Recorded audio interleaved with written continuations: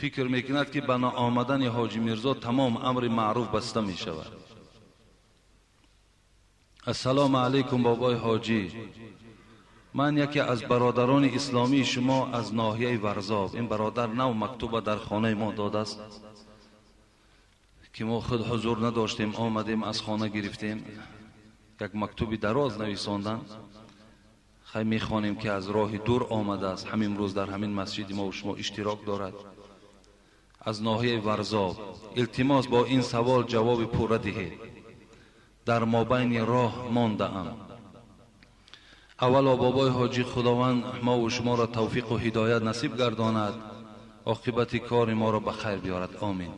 بابای حاجی، من مدت 4-5 سال بود که بسیار اخلاق و تمیز بد داشتم.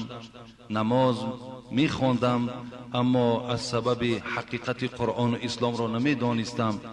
با اسلام و قرآن مسخره می کردم.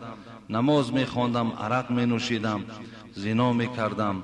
من دختری را در نکاح خود در آوردم، آن را نه به خاطر زن، به خاطر نفس حرامم. من از آن فرزنددار شدم. من آنها را تأمین پوره نمی کردم. پدر و مادر من بیخبر بود.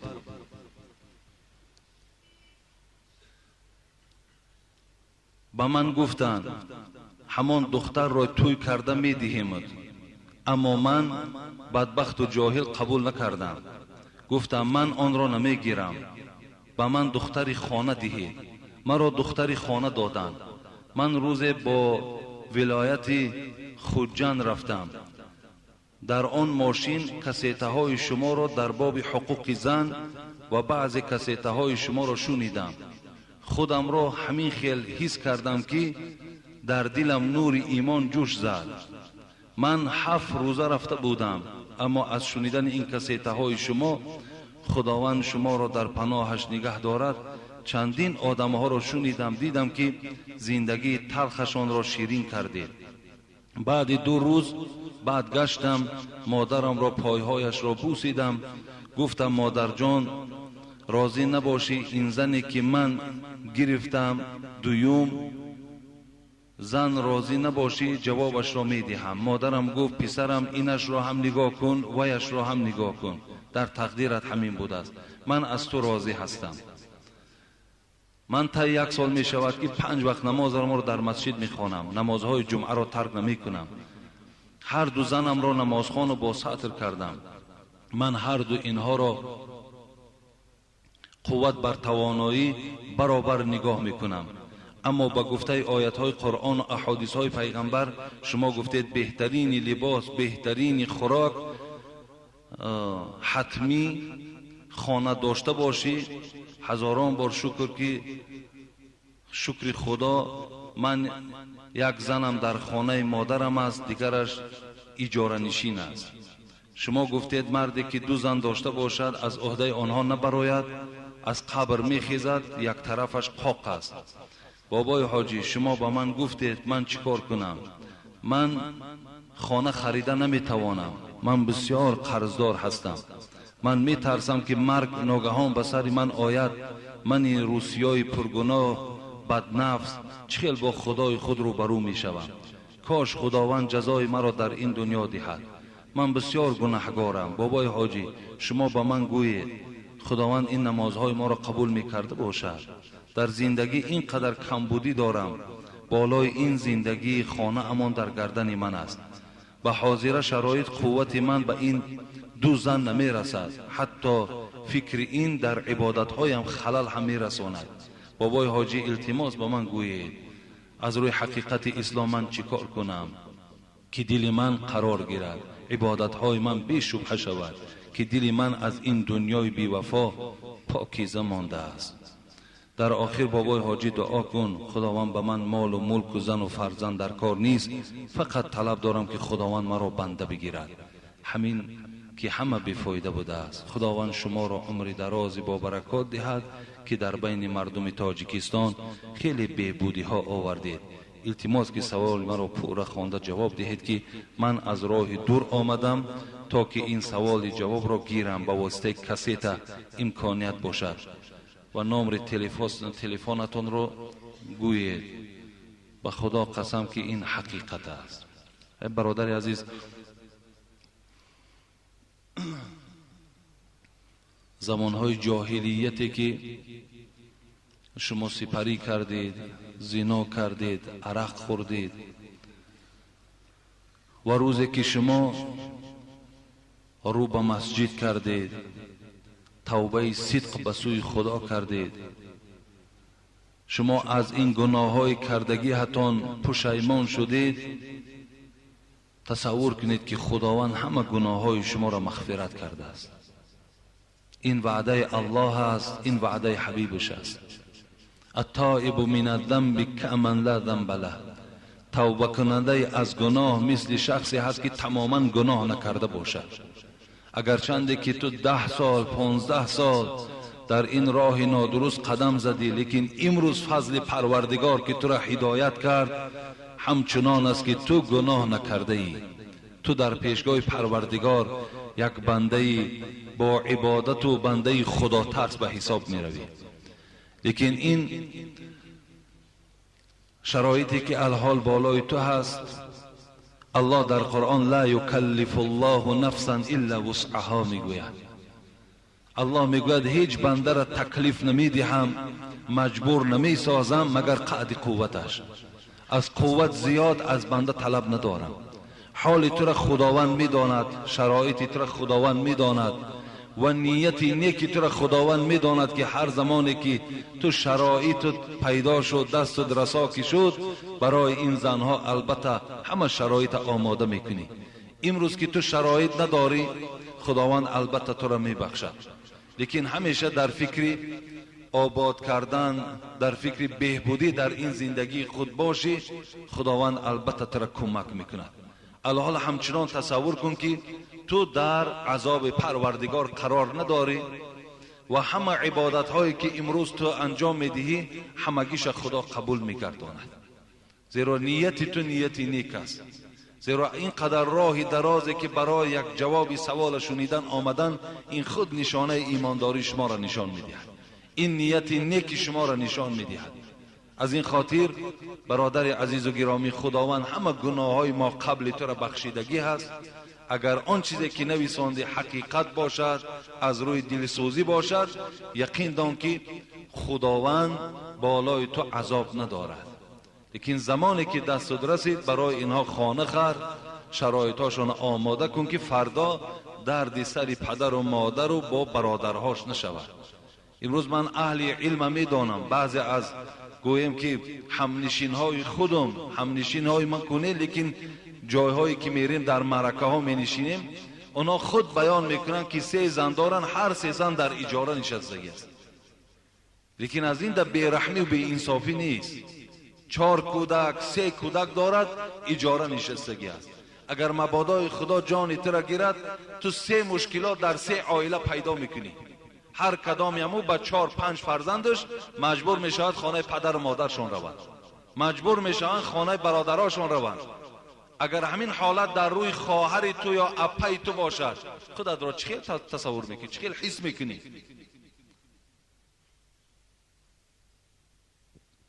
برای همین برادر عزیز بیغم باش و در فکر آبادی باش. انشاءالله تو بنده نیکبخت هستی. السلام علیکم اکای حاجی مرزا، خدا حسدخوران شما را و بدبینان شما را همیشه ناکام گرداند. چله طلا را دوست می دارم. آیا داملا یگان اجازت نیست؟ التماس. رأى خاتما من ذهب في يد رجل فنضعه فترحه وقال يعمد احدكم الى جمرة من نار فيجعلوها في يده. متن حدیث است برادر عزیز و گرامی. کبار حبیب خدا به نزد یک گروه جوانها می گذشت، با آنها سلام کرد و دست رسول اکرم در چله یکی از این جوانها رسید و حبیب خدا ناراحت شدند و با دست مبارک چله را میگد فنزعه فترحه و از انگشت کشیده گرفتند و پرتافتند و گفتند آیا میخواهید این که پارچه از آتش دوزخ را در دست خود همراه میگردانید؟ فقیل للرجل بعدما ذهب رسول الله صلی الله علیه و سلم خذ خاتمك انتفع قال لا والله لا آخذوه ابدا وقد طرح رسول الله صلی الله علیه و سلم. رواه مسلم. در صحیح مسلم است وقتی که حبیب خدا که چله را از دست این انگشت این امت خود این جوان که گرفت و پرتافت، بعد رفتن حبیب خدا جوانها گفتند حبیب خدا رفت بگیر چله را و برای یگان کار خود استفاده ببر. این جوان گفتند قسم به خدا، گفتند آن چیزی را که حبیب خدا پرتافته است دویم باره خم شده و یا نمی برداره. مقصد اینه از روی بد بودن همین چله حبیب خدا اینه گرفت دور پرتافت. اگر این نیک میشد خوب میشد اجازت میشد از دست من اینه بیرون نمیکرد. به این خاطر برادرای عزیز و گرامی چله در انگشت انداختن رخصت نیست. گردنبند طلایی در گردنها انداختن حرام است. ساعتهای طلایی را انداختنش حرام است. این نص حدیث است، اجازت نیست. اگر چند دوست می‌دارید لیکن اجازت نیست.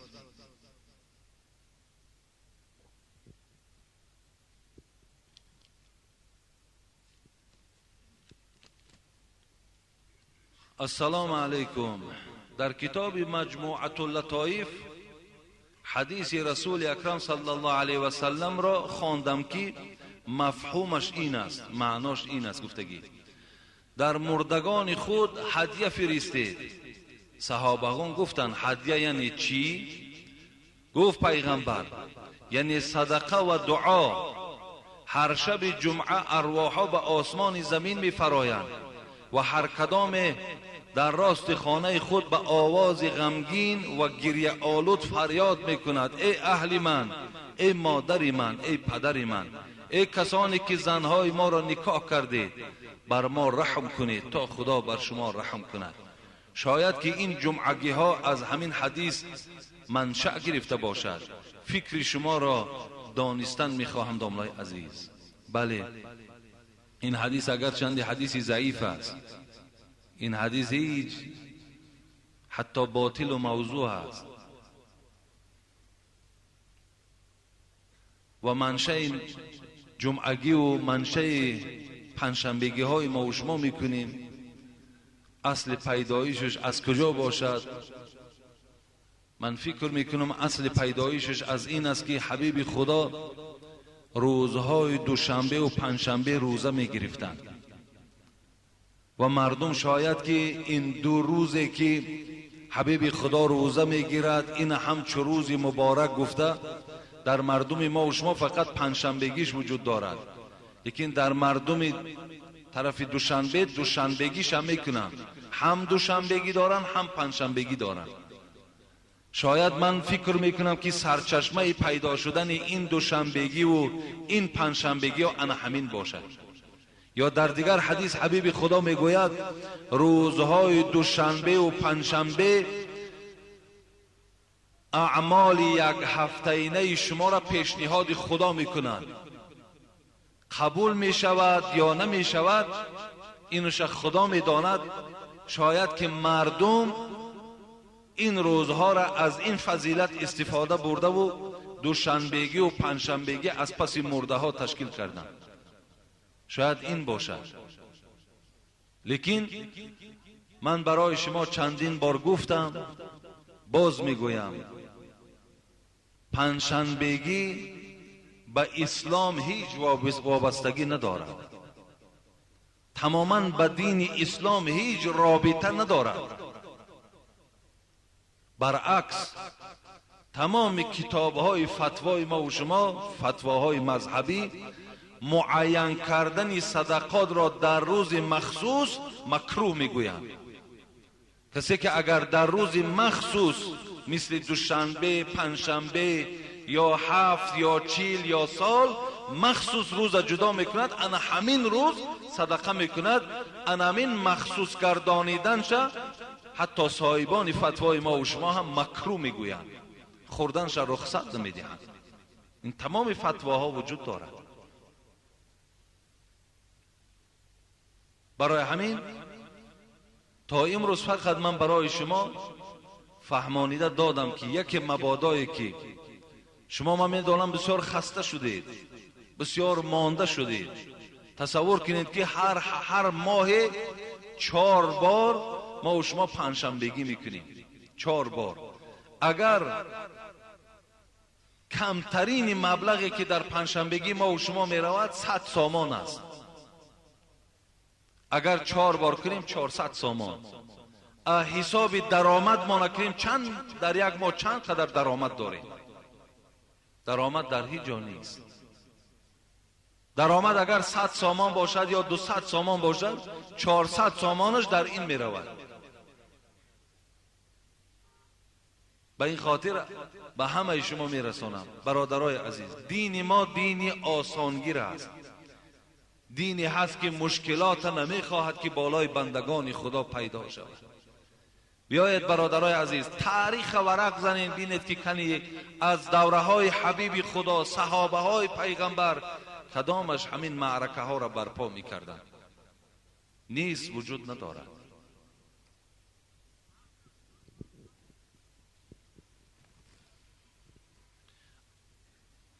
السلام علیکم اکای حاجی مرزا. برای چی از دوره های پیشتر همه ملاهایی که قرآن خواندگی، عنوان شیخ و ایشان شیدگی برای خلق نمی فهماندن که پیشگیری نمی کردن این گونه اسرافکاری ها را که در کتاب ها نیستند؟ و من باوری کامل دارم که با این درجه را خلق نمی رسید. از همان زمان ها مسجد در هر یک ناحیه ها بود و می توانستند که ملاهای هر یک مسجد پیش راه این گونه کارها را می گرفتند. از راه تاریکی به راه روشنی زندگی خلق را دعوت می کردند. برای همین خلق روز می گوید که شما مسلمانان زندگی تاریک دارید. آیا این را نمی فهمید؟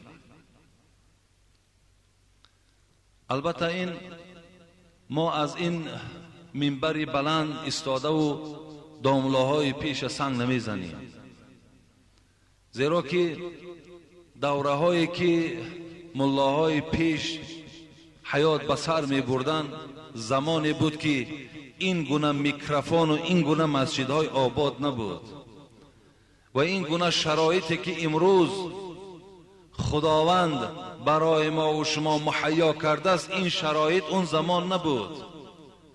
اون زمان کلمه الله می گفتگی این البته به البته به جنایت کشیده می شد.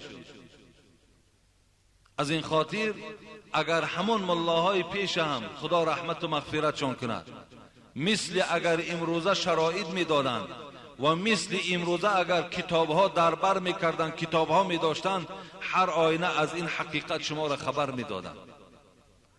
لیکن بیچاره ها به این شرایط نرسیدند. یا شاید که خدا رحمتشان کند اینقدر از کتاب های حاضره پیدا نمی کردند، اینقدر کتابی که الحال ما در خانه ها داریم. به این خاطر ما هیچ ملا را سنگ نمی زنیم. لیکن امروز همون ملایی که می گوید که همه اینها از اسلام است و یا ما حقی سنگ زدن داریم، برای وی دروغ می گوید. وی دروغ می گوید. من برای شما گواهی می دهم، من برای شما به خدا قسم از تمام معتبرترین کتاب ها دلیل ها میارم که اینا با اسلام هیچ رابطه ندارند. این مشکلات هستند. امروز اگر کدامش اگر گوید و یا حقی سنگ زدن داریم، لیکن پیشینی هایی که نگفتن اونا عذر داشتن، شرایط هاشون نبود. حتی در یک مجلس اشتراک داشتیم، بعضی برادرها همراه من بودند. در دوشنبه به نزدیکی یک امام خطیب مسجد جمعه هست، جمعه مردم میگذراند. در کسی که میگوید پنجشنبگی در اسلام نیست، 7 در اسلام نیست، وای کافر است گفت. والله که همین سخن گفتم. انا اون جاهل حقی سنگ زدن ما داریم، زیرا که وای منبع درآمدش انا همین ها هست. وای برای درآمد اینها را میگوید. به خدا قسم وای برای دلسوزی نمیگوید، وای به خاطر خدا و پیغمبر نمیگوید، وای به خاطری که از این درآمدها که باز میماند، به این خاطر وای مردم میترساند.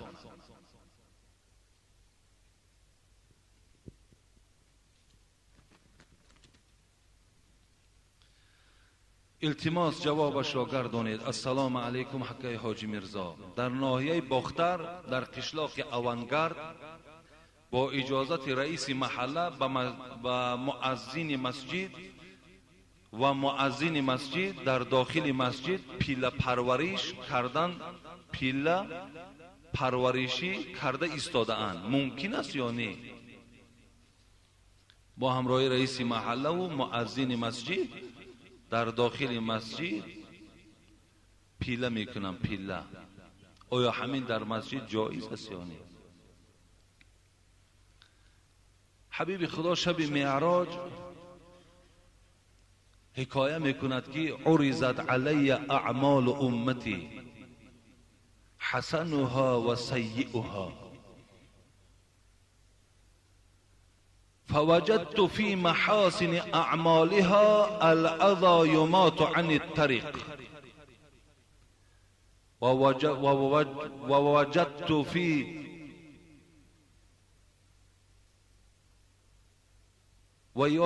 حبیب خدا میگوید شب معراج پیشنهاد من عملهای بندگان خدا را کردند، نیکی ها و بدی ها را تماشا کردم. از همه اجر بلند حبیب خدا گفت و ثواب کلان را یافتم در همان عملی که از قد راه چیزی را که به مردم آزار میدهد دور کنی. هر چیزی را که از سر راه دور میکنی، حبیب خدا گفت این بهترین اجر دارد، از همه اجر بلندترین انا در همین است. گفت ووجدت في مساوئ اعمالها النخاعة تكون في المسجد لا تدفن. رواه مسلم. حبیب خدا گفت از همه گناه وزنین ترین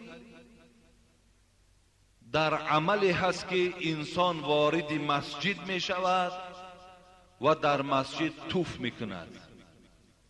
وقتی انسانی که در مسجد توف می کند و توف خود را نمی پوشاند، گفت از همه وزنین ترین گناه را در همین دیدم. گفت این مسجد برای عبادت است، مسجد برای ذکر پروردگار است. باور که خیلی ناکس و خیلی به انصاف انسانی بوده است که در داخل مسجد آمده پیله میکنن. پیله آخی دوره های پیش نیست که این مسجدها را گوییم که به عاقلخانه و به دیگر تبدیل دهند. و مسجد باید از خانه دیده تازه تر و از خانه دیده خوشبویتر باشد. نخواد داخل مسجد آورده پیله گذاری. مردم بغیرت است، مردم بیچاره گویم زبان کوتاه است. و الا این گونه مؤذن وای حق اذان دادن در مسجد ندارد، وای حرام میکند این گونه مسجدی را که در اون مسجد اذان میگوید، زمانی که در داخل مسجد پیله ها را میارد و میگذارد. این خیلی بیرحمی و بی انصافی است.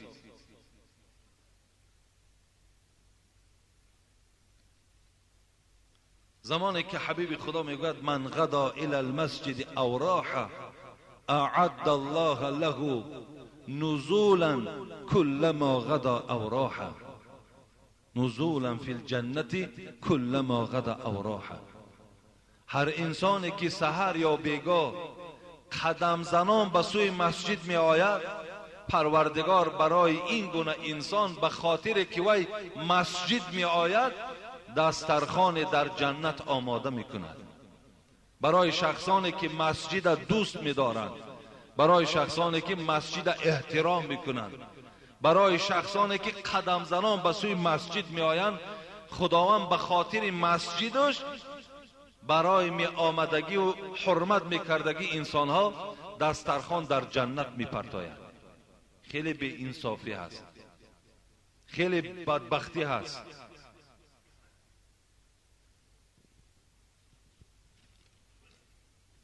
السلام علیکم و رحمت الله و برکاته. اکای حاجی مرزا، با شما 3 سوال دارم. در وقت نماز دیر کردن و دویدن درست است یا نادرست؟ نه، درست نیست. وقتی که شما به سوی جماعت می آیید می دانید که جماعت قائم شده است. حبیب خدا در حدیث های مبارک رخصت نمی دهد که ما دویده آییم.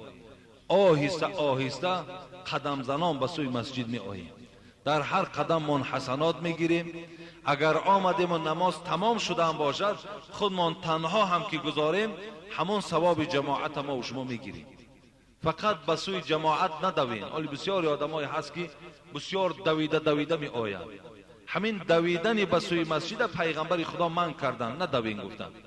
قدم زنان آهسته آهسته به مسجد آیید. در هر قدم تان حسنات میگیرید. اگر دیرم که کردین ثواب جماعت شما برخوردار شده. خلاص شما مسجد بیایید.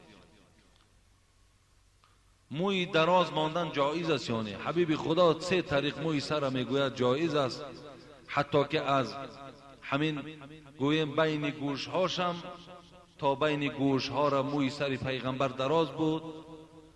در دیگر روایت از همین نرمی گوش پایانتر بود. در بعض روایت حتی که در شانه هاش می رسید. از این خاطر من کان له شعر فلیکرمه، کسی موی سر دارد موی سر اکرام کند، تازه کند، خوب نگه دارد، باکی ندارد.